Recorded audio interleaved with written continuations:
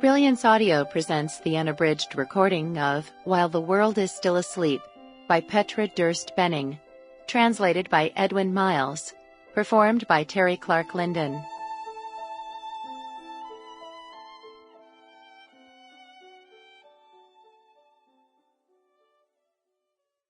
Let me tell you what I think of bicycling.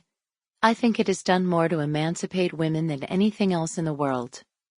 It gives a woman a feeling of freedom and self-reliance. The moment she takes her seat, she knows she can't get into harm unless she gets off her bicycle. Susan B. Anthony, Social Reformer, 1896.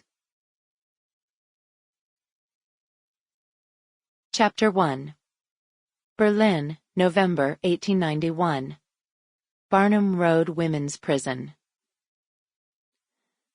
Josephine looked around anxiously. Beds lined up side by side, 30 in all. Iron bars gleaming coldly in the light cast by the single bare bulb that dangled from the ceiling in the center of the room. The scene outside the barred window promised nothing better. A thin, dirty curtain was no more than a makeshift veil obstructing the view of a barren wasteland enclosed by a high wall. Farther back in the prison dormitory, she could hear someone sobbing quietly. Jo turned and saw a haggard, red-haired young girl with a round belly typical of pregnancy. They had been admitted at the same time. A picture of misery, the girl lay curled and crying on a bunk. Josephine was tempted to console her, but then she changed her mind. She had been awake for more than 48 hours.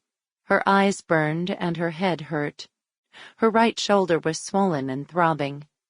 Jo tentatively raised her arm a little, testing the joint. She could move her shoulder. At least nothing was broken. She made her way hesitantly toward the bed marked 14, the one the prison guard had told her was hers. She pushed back the thin sheet that was supposed to serve as a blanket. The mattress was covered with stains, and when she lowered herself onto it, it sagged in the middle, slack from the bodies of the many girls who had cried themselves to sleep on it, night after night. It was so cold that Josephine's breath hung in the air in little clouds. So this was where they were going to try to cure her of her conceit once and for all. Josephine fought back tears as she lay down on the bed and wrapped her arms around her legs in a futile attempt to stave off the cold. She closed her eyes. Sample complete. Ready to continue?